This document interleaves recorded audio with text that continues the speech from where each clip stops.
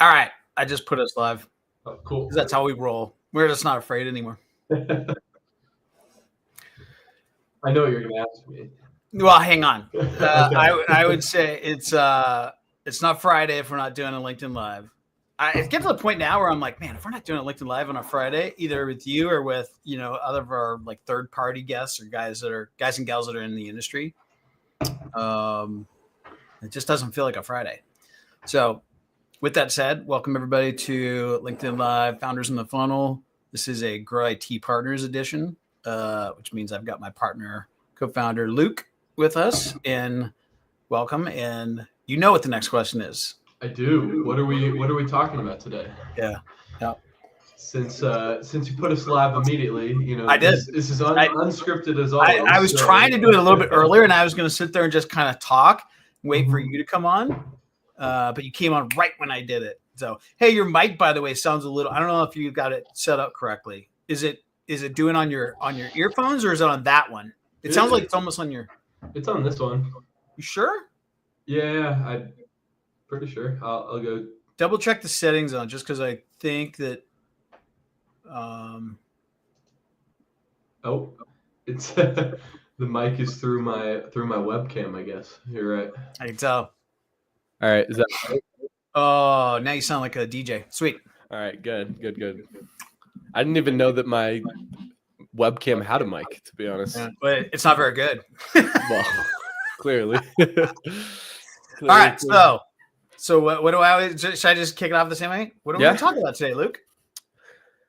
Well, that's a good question. I think today we should just talk about, the growth constraints that a lot of consulting founders face when they're trying to grow their firm, and then what it looks like to actually build, a growth engine for your consulting, professional services, IT firm, whatever it may be. I think that's a good place for us to start.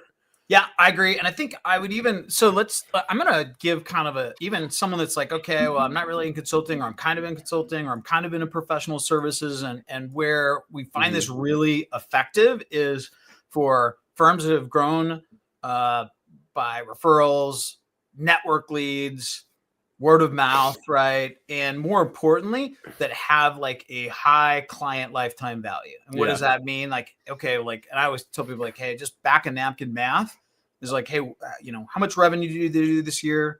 Did you do this year?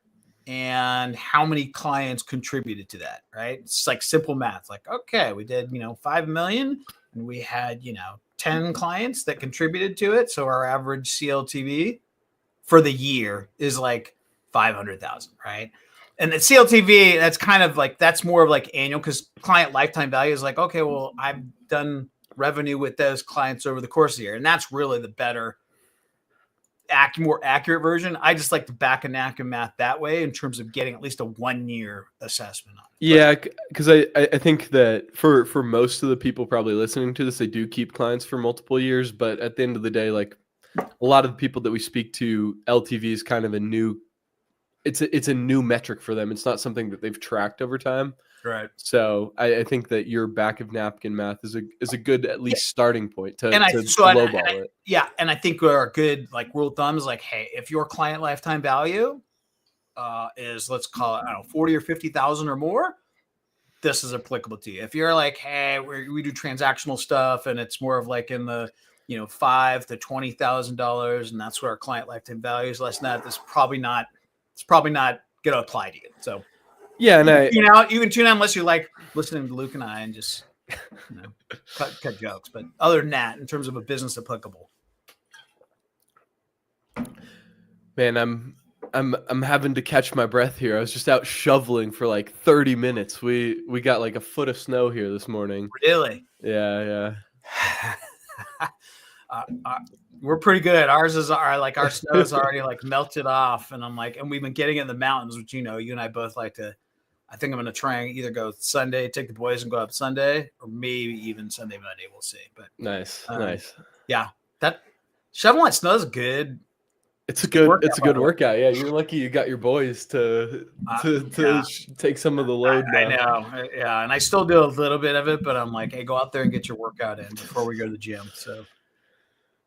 All right, so where should we start? I think I think I can kind of cue you up for something because as I was out there shoveling snow this morning, I was listening to our to Uncle Alex talk, Alex Hormozy, and he was talking about how at acquisition.com they do everything through the theory of constraints, where it all comes down to, what is that biggest constraint in the business, and how do we solve it? And the first thing that they always do when it comes to solving the constraint is like, do we have something that's work? So like, let's say the constraint in a business is your sales and marketing.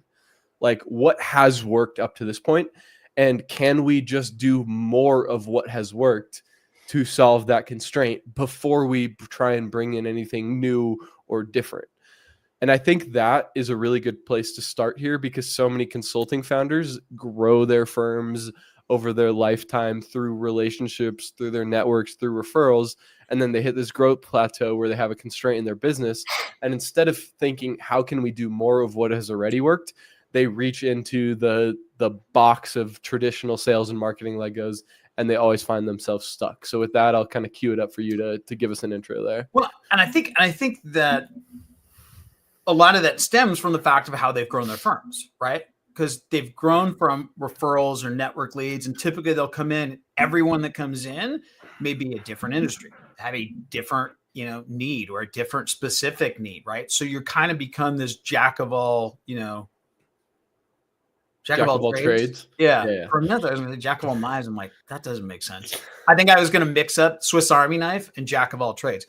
You become kind of a jack of all trades, right? And so you don't stop to think, hey, which of these delivery mechanisms, right, or these delivery processes are getting the best results from my clients and are the most profitable for my firm, right? Mm-hmm. You just don't have that luxury. You just, you kind of take what comes in the door or comes in, and you adjust and you do it.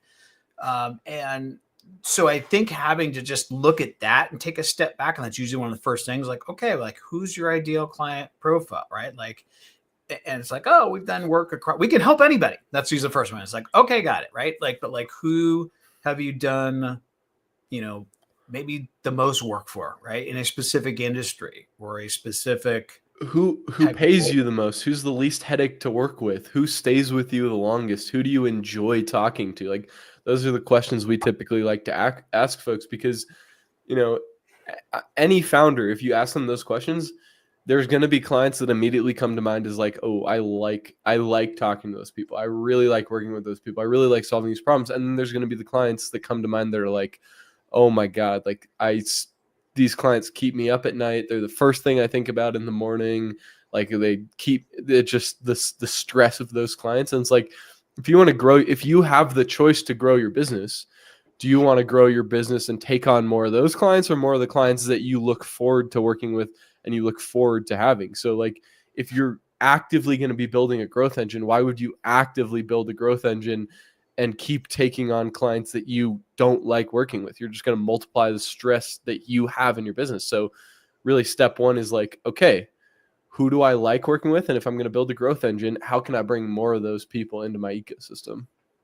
Yeah. And I think a lot of times when they go to do that, this is kind of like a reset. It's not necessarily a reset. It's kind of a fork in the road in their business, right? Because of the nature of how they've grown their business, and to go, oh, wow. Right. Like, it's not just like, hey, great, how can I go out and get more leads? There's lead generation doesn't even exist for this type of business, right? Because it's so relationship driven, right? It's, like, look at what you've done in your own business in terms of growing it to this point.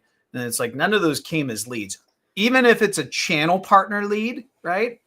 That relationship has been developed over the course of years, right? So like, but it's probably the nature of their business that they've kind of like,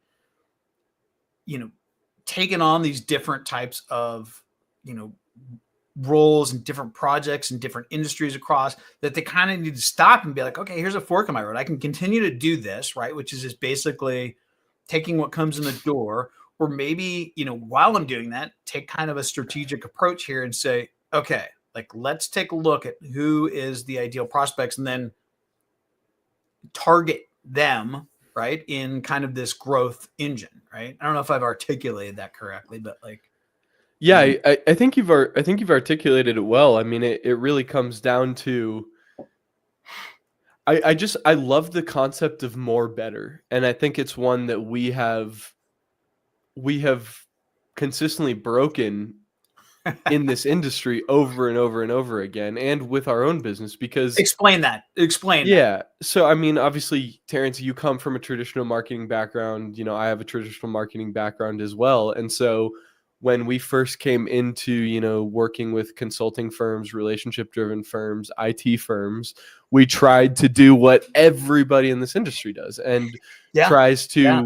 take these firms that have grown through relationships, network, word of mouth, and we try and take them and just throw the traditional sales and marketing tools at it, you know, ads, email, like all this stuff. We've tried all of it because that's what our background was in. But then throughout the course of working in this industry over the last couple years, what we've realized is when consulting firm founders, IT firm founders, you know, anybody in this relationship-based business, when they hit the growth plateau where they feel like their relationships are tapped out, like they can't grow it sustainably anymore from referrals from relationships, instead of diverting towards that traditional marketing path, because it does not work. Like it just does not work. Like you mentioned, I think the word lead generation and leads should just be completely banned Completely struck. from Yeah, relationship. I don't care if it's industries. MQLs, SQLs, marketing qualified lead, like yes, like all of it is specific to our ICP and the folks we're talking about, and it should be just strictly removed from the. And I think you made such a good point that I hadn't thought about, because I've always talked about how we should ban the word lead from you know, from all of our clients and this entire industry, other than like referral leads. But the really good point that I think you made is a referral lead still comes from a relationship. Like that relationship was still built a long time ago. That relationship with that referral partner has been built over time. And so even if you want to call that a lead, at the end of the day, that is really just a extended relationship.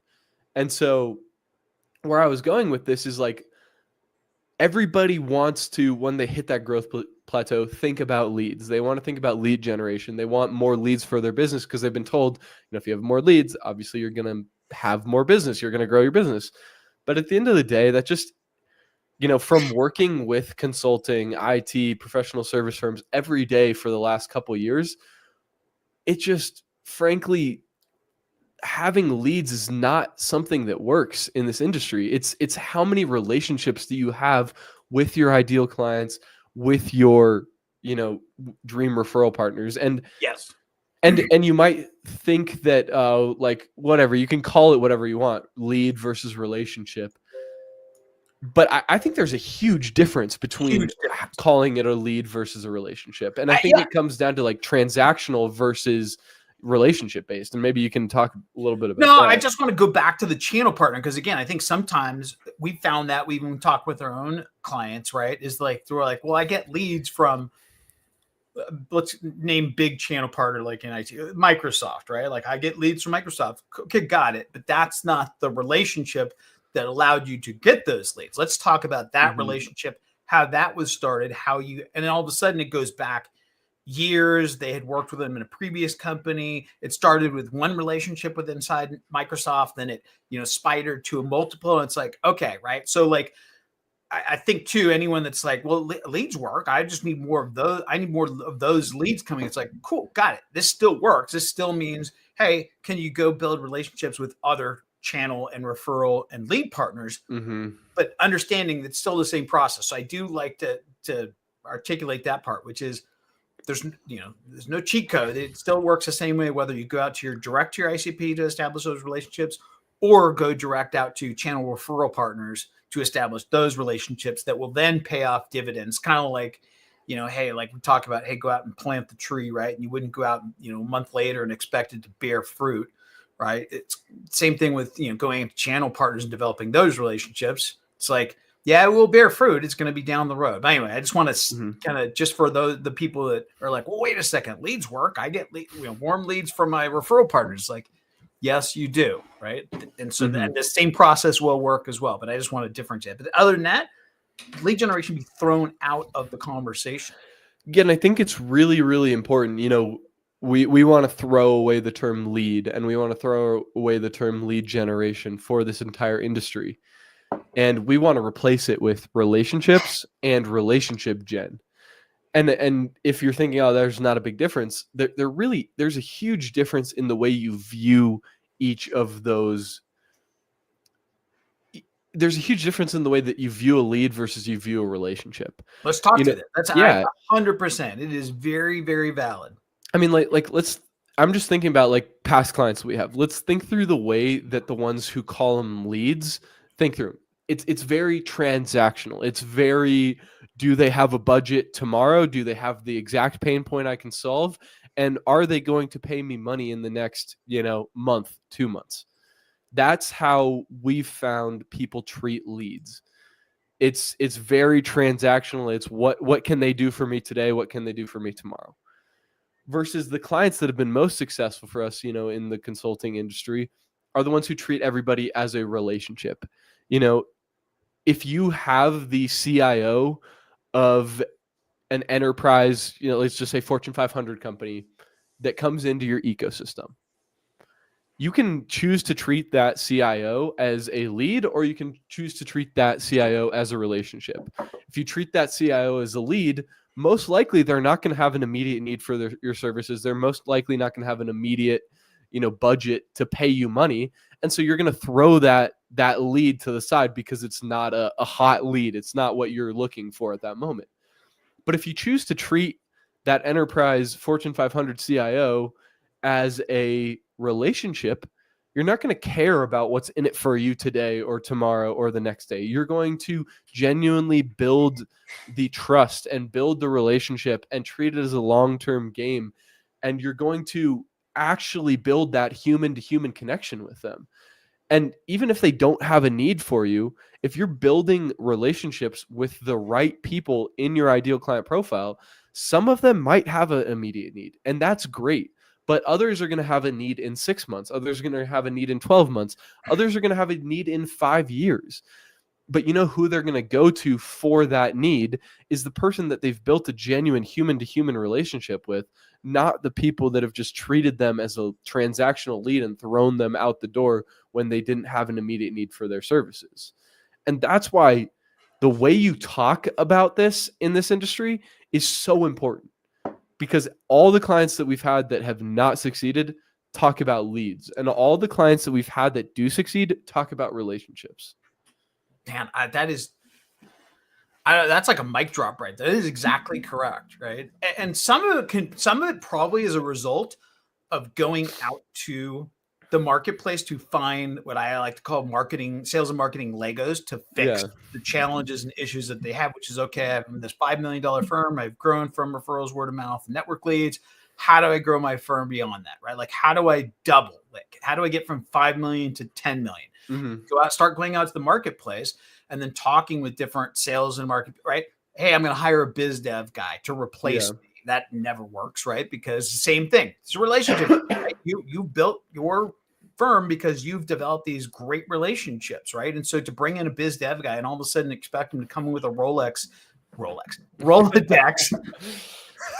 probably is coming with a Rolex if he's really good, but he or she, right, come in with a Rolodex and fix and be like, great, I'm going to tap it. It just doesn't work, right? And so some of this is like even that long-term, short-term, mentality. But let's go back to like the different sales and marketing, Legos, and going out to the marketplace and talking with different, people who are in our space, are in sales and marketing, right?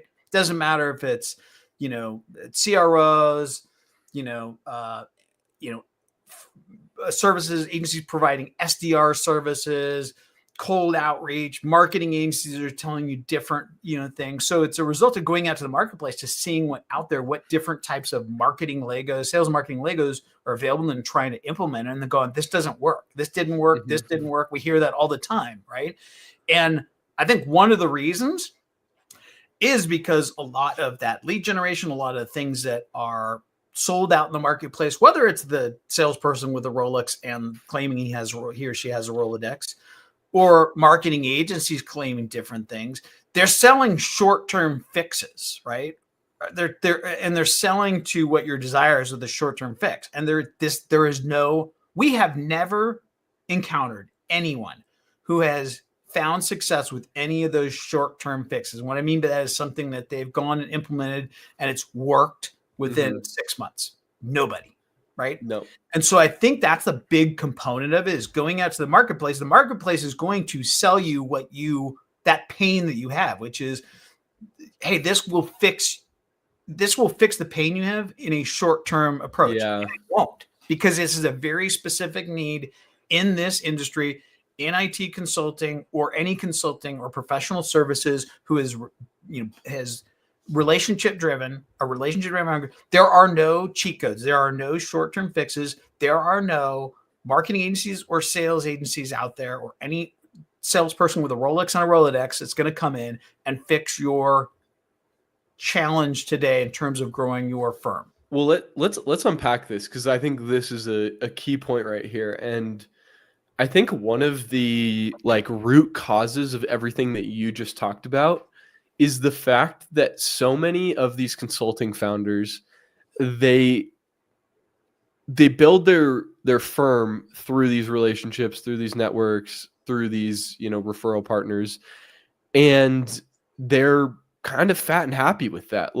That's the perfect world. If you could grow your business just off your relationships and leads are coming into you, you don't have to work that hard to build out a really good sales process because they come in warm. That's an awesome scenario to be in. And so most of these founders that we talk to, they grow their business to this 2 to 5, 6, even 7 10 million. Really 2 to 10 million range on these channels. But the problem is they aren't proactively building out a sustainable growth engine early enough. And so eventually one day those lead sources start to dry up. Microsoft reprioritizes where they're sending leads. Your channel partner, the relationship you have with a channel partner leaves. So your lead source dries up there. And there's this catalyst moment where I think most consulting founders hit that oh shit moment, where it's I can't rely on growing my business to this point anymore. And then it puts them in an absolute scarcity mindset because they haven't proactively built out that system when they were fat and happy. And then they hit the point where the lead sources dry up, and then they're trying to go out to the market and find these silver bullets because they now have this immediate pain. And that's just such a huge problem that we see in the market, because I would argue that we're the best at what we do in this industry, because there's really nothing else that works. We're not we make it very clear to every partner that we take on that our goal is not to get them deals in the first 6 months. We do not claim to be a silver bullet. We're not trying to be your quick hack, your short-term solution. We know that what our system does is build you a reliable growth engine over the next 12 months, 24 months, 36 months, but it's not going to get you deals in the next 3 months, in the next 4 months. And that's one of the core problems, is when firms wait too long, they're forced to go try all those marketing and sales silver bullets. And then they find out that those don't work for the relationship-based nature of the consulting industry. They don't work at all. I think there's a few things there. And we've had clients in the past too, where they are stretched so thin because of, and again, I think some of it is just the being honest and upfront with folks and saying, hey, is this truly what you want to do? Do you truly want to grow your firm? Right? They get it to a point where it's okay, it's almost I don't want to call it a lifestyle business, but it's hey, it's manageable. I get it, right? Maybe there's going to be some inconsistencies, but if you truly want to grow your firm and take it, because we hear this a lot too, from 5 million to 10 million, right? Because they either want to make, an exit and get a higher multiple on the sale of their business or whatever it may be, right? If you truly want to do that, then it needs a correct strategy. Our strategy works. It works. Again, it's a long-term strategy, but it works. But if you go into it and you are not prepared for what it takes in terms of how long to get there and what it will take from your end, then you might just be better off maintaining your business as it is, because it's going to require work. It's going to require some effort. And you don't just get like, look at how long it took you to build up this $5 million firm that you have, right? That's no easy task. Like it's to be commended, right? All the relationships and the things that you've done over the last 10, 20 years, right? And it took time, right? It didn't, no one just stepped into it in year one in your consulting firm, right? I'm sure people come to you and be like, how do I, hey, Bob, how do I, create a $5 million consulting firm, right? Your first answer wouldn't be, well, here's the roadmap. You can get there in 6 months, right? Or 12 months, right? It's just not possible, right? So it's the same way, that you wouldn't expect to get from 5 million to 10 million in 6 months with some marketing Lego. I love that analogy right there. And I can't believe we haven't really used, you've kind of used this before, but we've never like fully elaborated on it. It's like, I just want to stay on that for a second, because if you're a $5 million consulting firm founder and somebody asks you, how do I build a $5 million consulting firm? Your answer would be, well, I started out working at Microsoft. I was a technical engineer there for a long time. I built a lot of relationships while I was at Microsoft. Then I went over and worked at Snowflake for a while, and I was built a lot more relationships there. And then eventually I felt like I had something unique to offer, so I started my firm.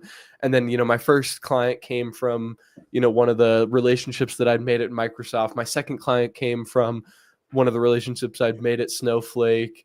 And then my third client came from a referral from that first client I had. My fourth client came from a referral from that client. My fifth client came from a referral from the that one. And this is over the course of like a period of 10 years. And so your answer to how you built a $5 million consulting firm spans 10, 20, 30 years. But then so many founders, when they come to us, they're like, I want to take my firm from 5 to 10 million. They forget that that's how they got to 5 million. And they think that all of a sudden that they can get to 10 million overnight. And just genuinely, I really don't think that is possible in the consulting industry, because it is so relationship based. It is like relationships, everything in the consulting sphere is long-term. Relationships take a long time to build. Like you can't just all of a sudden build a relationship in 2 days. You can't build a relationship in a month that's actually a meaningful relationship. Like every meaningful relationship you have in your life is probably one that has spanned 2, 3, 4, 10, 20 years. So there's no shortcuts to that. Just like just sales cycles are long in the consulting industry too. Everything in the consulting industry is long term. And so when people start trying to think in short term and take shortcuts, it's just the quickest way to fail. I mean. So Claire, Ali just joined as our co-founder who handles our sales front. And Ali, we're just talking about obviously the relationship driven nature of the business, and so, understanding that and I want to get, I'm glad you jumped in here. Your take is obviously you're talking to a lot of these firms and professional services, and we, hey, there is no easy fix, right? Like there is no quick fix. There's no lead generation that's going to fix it. The same way that you built your $5 million firm was over, 10 and 20 years of, working at different potential channel partners, establishing relationships, building out your network that you then leverage to build your firm over time to 5 million. There is no easy quick fix that's going to get you from 5 to 10 million, right? Or even from 5 to 7 million, right? And so, I'm curious, because you obviously are the tip of our spear and talking to a lot of, prospects. What are the pains that you're seeing from that $2 to $10 million, range, right, that are consulting firms, whether it's IT firms, strategic, consulting, professional services, that have a high client lifetime value, meaning that, what I like to say, what every client is worth to them, right? A monetary value of, let's call it $50,000 or more over the lifetime of that relationship. Like, what are you hearing from them in terms of their pains, their frustrations, their misses, whether it's going out to the marketplace and hiring marketing agencies or sales guys or gals that haven't worked out. Like maybe share with us some of the conversations that you're having with prospects and folks. Yeah. And I mean, yeah, I have a lot of them, right? So we talk to a lot of different, founders and CEOs of these consulting firms, be it in IT, tech, HR, leadership, right? You name it. We've probably talked to them. And I think a common recurring theme that I'm always hearing from these different folks is the fact that they've, especially within that, 1 to 10 million mark, they predominantly have grown through referrals, right? And their network. They have big networks that either sometimes have worked at a previous company, right? And they have all these connections that they made, and then they go to start off a consulting firm, and they leverage their network and their connections to, build their business. And they all, at some point, you hit this plateau, right? You grow as, as a company, and you get all these referrals, and at some point, you can't break through like this ceiling that you have, because you don't have a predictable system to bring in new clients, right? Because the thing about referrals is that some months you're getting a lot, right? And then the next months you're not getting a lot, right? And so you don't have this predictability to bringing on new clients. And so they're stuck in this trap of, some months are really good and some months are really bad, right? And so it's just this kind of roller coaster that kind of ends the year, and they're used to this, inconsistency. And so one of the biggest things that I think I hear from those founders is exactly that. They don't have any consistency to their pipeline, or they're not confident in the pipeline that they're building, in the leads that are coming in, because they're only relying upon one channel. And if you only have one channel to grow your business, you're leaving yourself at a lot of risk when it comes to growing your business. And it's going to be very hard for you to get to those next levels. And so I guess one of the pieces of advice that we will always give is that, think about, first of all, what that channel has brought you in terms of, how you got those clients to begin with, right? It all starts with a relationship, right? It all started with a first conversation with those folks. And typically referrals are going to be your best clients and easiest to close, because of the fact that they're getting referred to someone that you did really good work with. So they already have a high perceived, good image of you in their mind. And so that they feel like that you be able to deliver upon the outcome that you do. However, when you want to build a system that's to cold traffic, right, and to people who don't know you, they've never heard of you, you have to build what we call the relationship funnel, right? It's the only way to get your deals through the line. And it all starts with getting people into conversations and not trying to circumvent the process, right? Because I think we see that a lot of times is that in these more relationship-driven firms, I always tell people, you're not selling peanuts, right? It'd be one thing if you're selling peanuts, if you're selling, a small ticket item, yeah, you could just ram a whole bunch of people through your funnel and just sell them what you got. But if you're selling a very complicated solution, you have to be able to have that relationship first, right? And so what we always work with clients on, what we're always telling them is like, think about how to build out a relationship funnel rather than thinking about how do I get more leads inside the door. And it's the perfect tie-in to what, how Terrence and I started this conversation, which was talking about what Hormozi always says, which is like when you're trying to solve a constraint, the first thing you should always ask yourself is, how can I do more better before I bring in new and different? And I think that goes back to what you're saying there, Ali, is like, instead of reaching into the traditional sales and marketing Legos that are completely new to you, that you've never done in your consulting firm, that you don't even know if work in your consulting firm, the first thing you need to do is think, okay, I've grown up to this point using my relationships and my network. If I were to double the number of relationships that I have with, let's say your ideal client is CIOs. If I were to double the number of relationships I have with CIOs over this next year, do I think that would have a positive impact on my business? If I have maybe 3 key referral partners that are like account executives at Microsoft, and most of my lead flow comes from them, how can I make that 6? Like if I have 6 of those relationships, do I not think that is going to have a huge effect on my business? And so I would say like one of the first things to think through is like, how can I do more better versus any new? Because we have yet to see anybody, Ali, you talk to more people, that has made new work in the consulting industry. Like I've not talked to a single person where cold emails worked, or ads have worked, or SEO has really done much. Like it just doesn't work. Yeah, and the outreach in general, right? When you think about going to like the really good types of offers that are good with cold traffic, they typically solve a specific problem. And when it comes to consulting, is you don't just solve one problem, right? So you can't create an email that says, "Hey, I offer consulting solutions, right, to solve all your problems within your business," right? That's not going to be able to resonate with the cold market. And so that's the reason why typically consultants have a hard time with the outreach that they do, because they can offer such a wide variety of services and different custom solutions that they can't possibly pack that into an email, right? So it's impossible to kind of get your messaging right when you have all these different solutions that you can offer. And that's typically why you don't see a lot of these consulting having good success with, like I said, I haven't talked to one consulting firm owner that has had success with, be it cold email or be it, cold outreach on social media. Mm-hmm.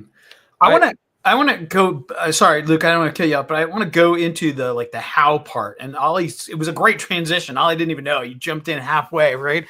Like, I want to go into the how to build, right? Like, let's talk through the different things. Oh my God, I think I choked on my water there. I want to talk through the different parts of how to then, right? And Ollie, whether it's you or Luke that wants to kind of answer this, let's talk through the mechanics of how, right? So someone's sitting there going, okay, yeah, I get it, right? That's how I built my firm.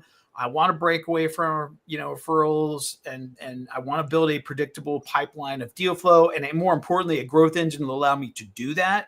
So what are the blocking and tackling? What are some of the different things that they can do and implement? You want me to tackle that, Luke?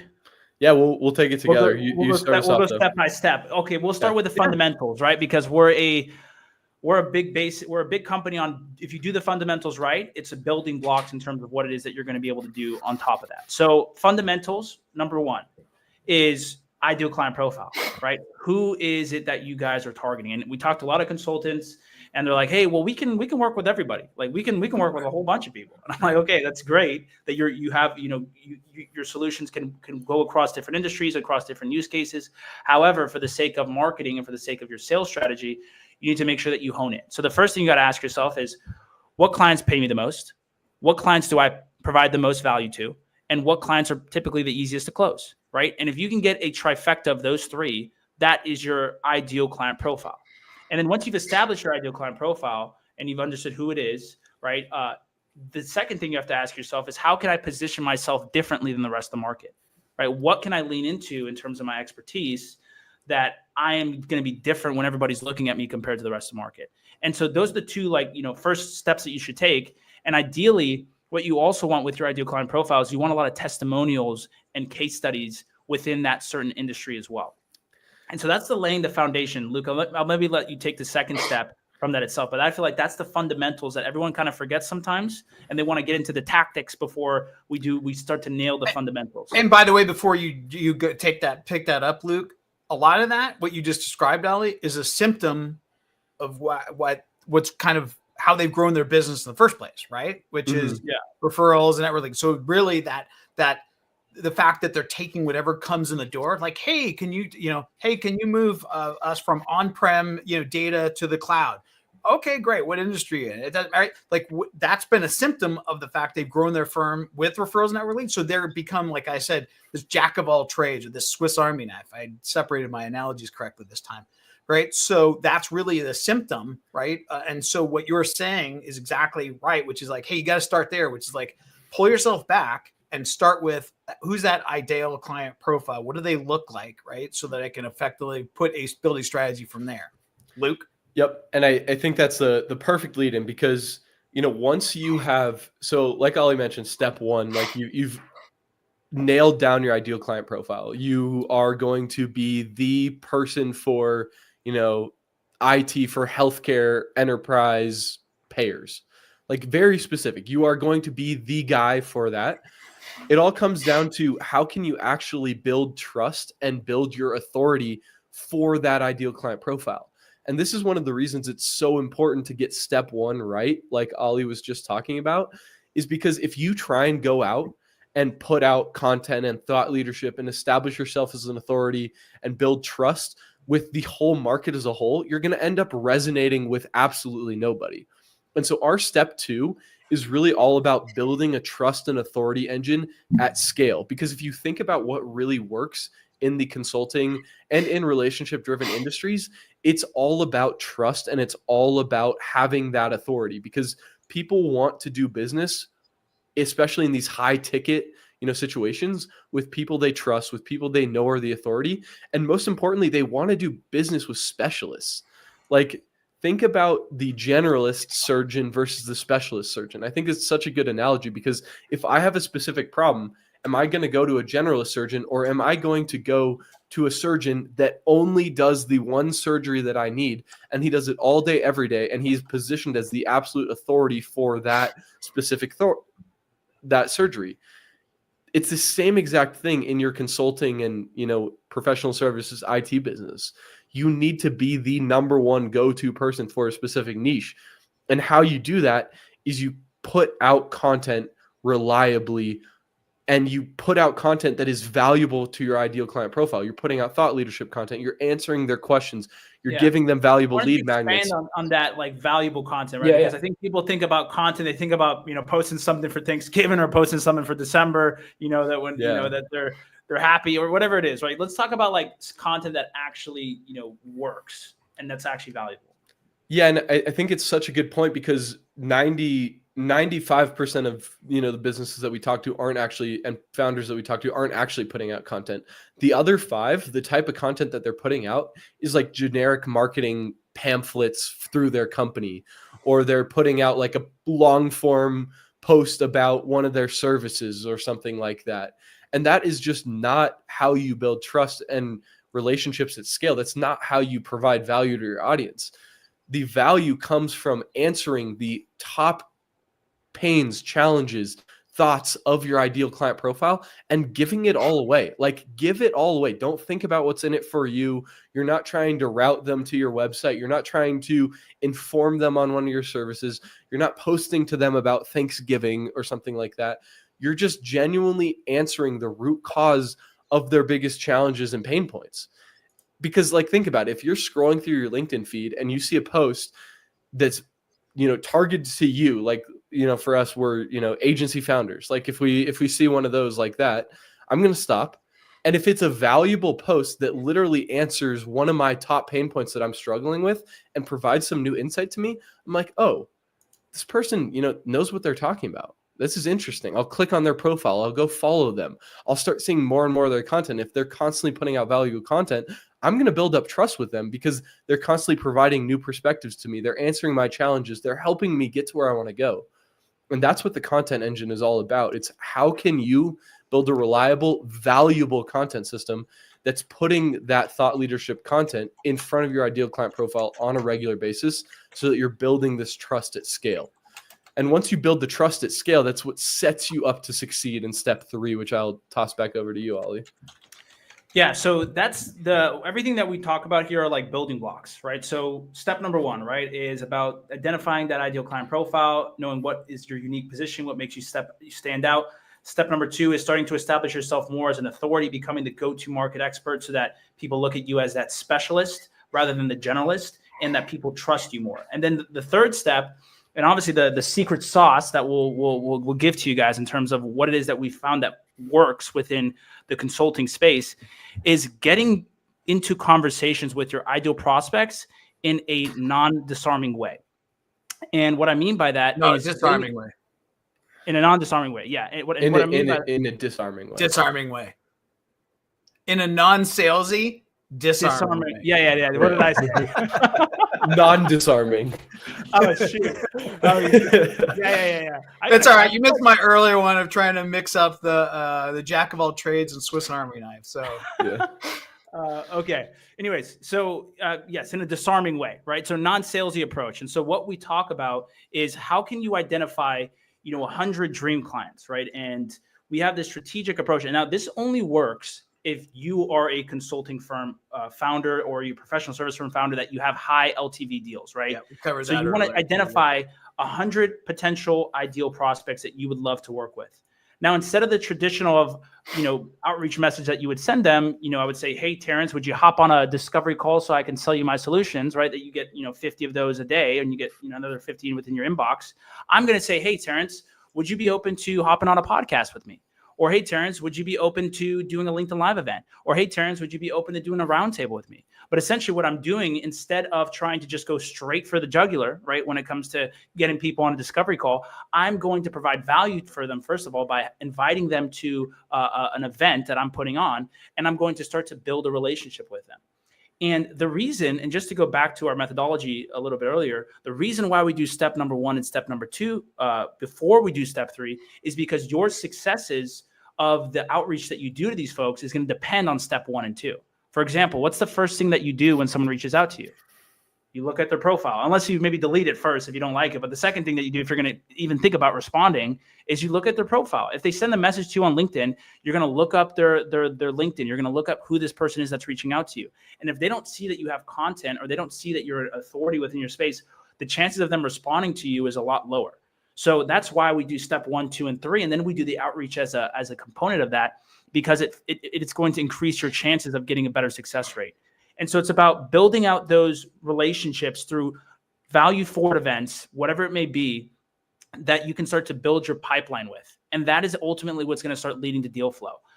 We can get into a little bit more. I don't know if we want to keep going down that step number 3, but that's like a high level overview of exactly what you should do to get into those conversations. I just want to add one thing to that, because, there'll be some people that listen and they're like, well, if I'm going to my ideal prospect list and I'm inviting them to be on a podcast and then I'm pitching them on my services, isn't that like bait and switchy? It's like, no, because we're not doing that. You're not treating that person as a lead. Like Terrence and I were talking about earlier, there's a huge difference between, calling somebody a relationship and calling somebody a lead. And if you treat somebody as a lead, then yes, it is bait and switchy. But when we use the podcast method, when we use roundtables, we're not trying to get them to close. We're not even trying to pitch them on our services. We're not trying to tell them about our services. We're genuinely just building a relationship with them, and knowing that if they do have a need, that in building the relationship with them, they're going to want to work with the person that they have a relationship with, rather than somebody cold in the market. And so the ones with actual intent will bubble up over time, and you will close deals from them. But you're not treating them as a lead. You are having a human-to-human conversation with them. You're doing a podcast with them. You're building the relationship. You're getting it to the point where you have an actual connection with that person. You're not treating them as a lead. And if you do treat them as a lead, then this method will absolutely fail for you, because if you treat them like a lead, that is bait and switchy. We use the exact same process in our model, right? In our own funnel, in our own prospecting model, right? Is going out to the market with a value forward approach, right? Like, we don't pitch anybody, like, and the cost of our services is sometimes pales in comparison to the $500,000 deals these consulting firms, professional services are. But we use the exact same process. Like, we don't pitch, like, we go out to the market, we go out with a value forward offer. We have an introduction conversation, just like, hey, great to meet you type of thing, right? It goes on from there, but we don't even make a pitch or an offer to someone, right? 3, 4, 5 meetings in, right? Because it's like, that's not our point. Our purpose, even in our own process, the exact same thing that we're talking about that we do for our clients, is the same process that we use internally, which is, we think value forward, relationship first, right? Like, and if you're going to classify us in the marketing consulting or marketing agency, that's unheard of, right? Like, we always hear from people like, hey, like, do you guys have a 2-call close or a 3-call close? Or like, we don't know what you're talking about. Like, we don't even speak that language, right? And so we, so to speak, eat our own dog food in that methodology, and it works, right? Like, I mean, we have a huge network, right? Because we've gone out to the market with this value forward approach with the sole purpose of establishing relationships in order to have these conversations, even see if we could be of help. It's the exact same thing as our prospects and clients are doing. And this is why what we've been talking about with lifetime value is so important, and why this method only works if you do have a high lifetime value. Because if you are selling a $500 widget, or even a $2,000 widget or something, or your lifetime value is even like $5,000, it doesn't make sense for you to be getting into all of these podcast conversations and building these long-term relationships, and having 5, 6, 7 touch points with them to build the relationship before you even know if there's sales interest there or if there's any need. Like, if you have a low lifetime value, it just doesn't make sense. There's better methods for you. But if your lifetime value is 100,000, 200,000, or like some of our clients, 1 million, or even 1 million plus, then every single relationship you get into has the potential to completely change your business, has the potential to add $1 million to your revenue this year. Like, you don't need many of these relationships to pan out if you have a high lifetime value to build a really, really good business and build a really good growth engine. And that's why lifetime value is so important. And one thing I'll add for the people who say that it's bait and switchy is that, or for the people that, don't want to do this type of method, is that I've obviously, I'm the one that's leading the charge a lot of on the sales front over here at Grow IT. So I do a lot of conversation, do a lot of podcasts, and I'll tell you this, that people actually ask me what I do, right? They're like, hey, what do you do? We're interested to hear a little bit more about what you do. And that's also what we're seeing across our clients who are running this, is that when you know why this happens is because if you have your LinkedIn profile optimized and you're posting content and they're checking you out before they actually engage with you, they want to hear what it is that you have to do, right? So you don't even have to really sell sometimes on those. You can just build a relationship, have a conversation about what you do. And a lot of times people will be like, yeah, like we actually have something for you. Could you help us out? And at that point, like everyone that is coming on there, and if they have a need and you can help them and you've built a relationship now, it's going to be way easier to sell that person or to be able to work with that person because they trust you. And that's really the basis of what we're doing, of all consulting and all, relationships and all selling. It all comes down to, trust as well. And so with this process, you're building trust before you actually start selling, which is a great way to actually get, prospects to disarm themselves, right? Because a lot of times prospects will come on sales calls or, discovery meetings with, salespeople, and they'll have this guard up that they don't want to, they don't want to let down because they don't trust that you have the right intentions with them. And so it's all about building that trust, facilitating that. And I guess I'll give a little, a secret sauce over here at the tail end here to even make this method more valuable, is that after the podcast, what you should do and what you should have is you should have an entry offer, right? So everyone tries to get everyone to, do the $500,000 deal right off the bat, right? Hey, I want to work with you and I want you to pay me $500,000. But instead of that, if you had an entry offer that was a lot less low risk, that you could maybe even reverse the risk for them, have it charge it, fairly small price for it, get them into your ecosystem, provide a lot of value so that then you can upsell them to that $500,000 deal. That's another tip there that we see work really well. Yeah, I think that's a really good point, because like if we just think about how a conversation naturally goes, like I'm thinking back to like my my girlfriend's office Christmas party, and every person that I walk up to there is like, you start talking to them and they're like, oh, Luke, what do you do? What do you do? What do you do? That's just naturally like who we are as a society. Like when you're building a relationship with somebody, that's one of the first questions that you ask. And so when everybody's like, oh, like what's the point of doing a podcast with them if I don't even get to tell them what I do? It's like, what? So not in Idaho, sorry. True. That's true. But it's naturally who we are as a society for the most part. It's like we're curious what everybody does. And so if you're in a podcast with somebody and you're building a relationship with them, they're going to ask you what you do. Like, I promise you, they're going to ask you what you do if you're building a relationship with them and having a conversation. And so how that conversation can really naturally flow is they ask you what you do, you tell them what you do. And then, if there's some sort of like interest there, then you have your free entry point offer or whatnot. It's like, oh, if there is actually interest there, like we have this completely free offer. Like, I've really enjoyed this podcast. Like, I'd love to do this for you completely for free. Like we'll provide a lot of value to it, no strings attached, nothing like that. And genuinely mean it. Like genuinely mean it's free, no strings attached. There's no sales interest. Because if you do that and you don't mean it, people can sniff out that intent like that. And so it's just a natural conversation up to that point. Like, I just had this conversation with Tom, who's using our method. He's actually works within our space, right? And he's like, hey, I started a podcast. It's great. He's like, how do I, transition people in his sales process? He's like, well, don't look at it as transition. Look at some way that you can give additional value, right? So you've already brought them onto a podcast. You're giving them a recording of that. That's great. Like, do you uncover needs? If there's a need and you can help them and you can do it in a way that's like, hey, by the way, I have this, I suggest to them like a, kind of like a growth marketing plan, or, that you can do completely free for them, do a separate call and like, here's what's worked for other clients and kind of give it to them. Right. Like that's a value. Right.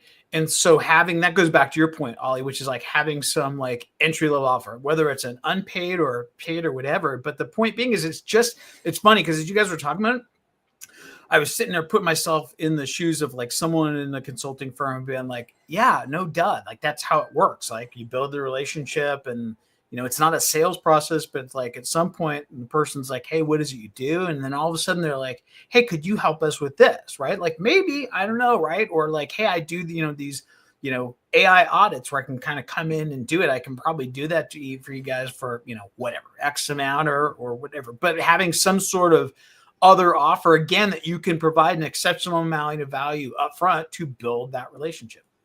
And it all comes down to just this. You're trying to build up goodwill. Like that's really what any relationship is, isn't it? Like when you're first meeting, like when you're first dating somebody, you're trying to build up as much goodwill. Like let's say you like this, like let's say you're first starting dating a girl and you like her, like you're trying to build up goodwill. You know, you're taking out to dinner, you're picking up the check, like you're doing all this stuff, like you're building up goodwill anytime you build a relationship. And so it's the same exact thing. What are you guys laughing at? I'm like, I can't even think about what I'm talking about because I'm like, did I say something wrong? No, Terrence, dude. Why are you laughing, dude? It's Friday. I don't know.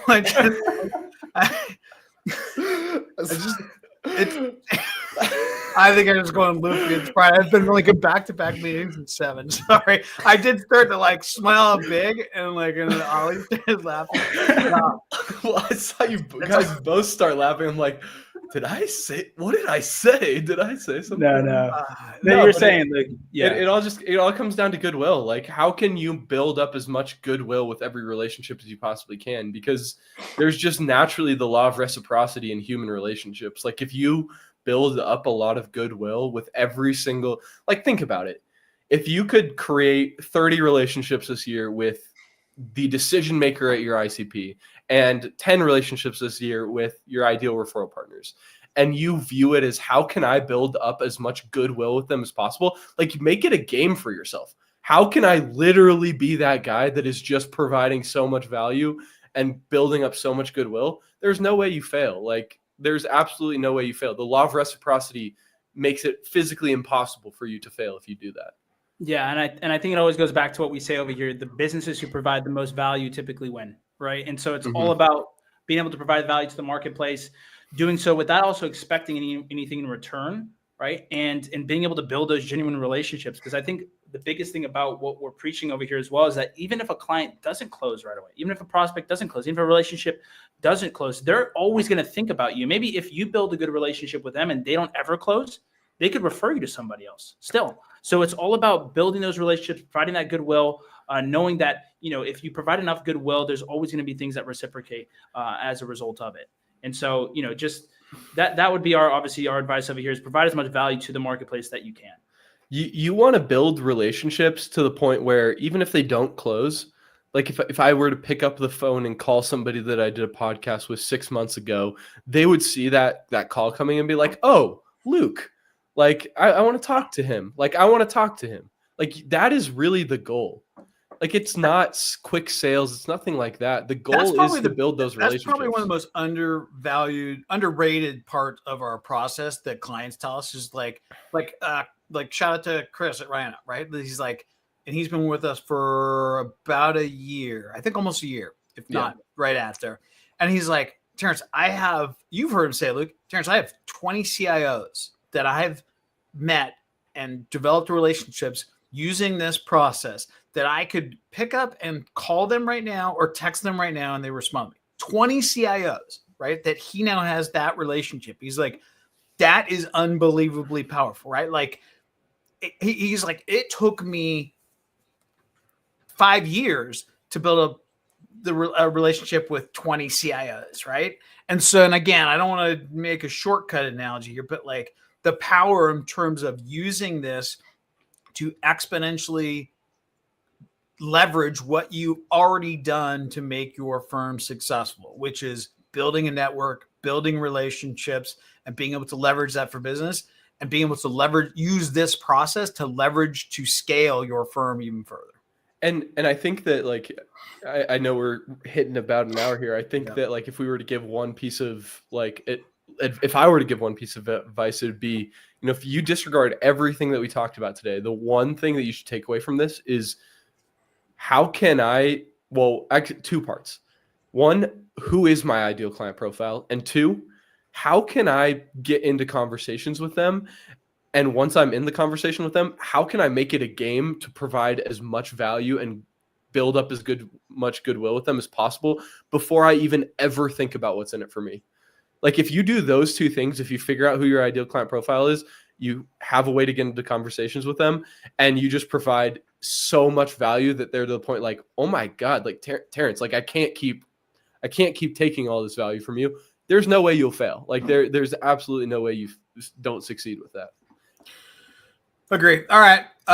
We're an hour in. We're gonna wrap up. I know, Ali, you should have some sales calls that you should be going to. I know I've got to jump to a client meeting. So, all right. Thanks to everyone for joining us. Have a great weekend, and we'll catch you next Friday.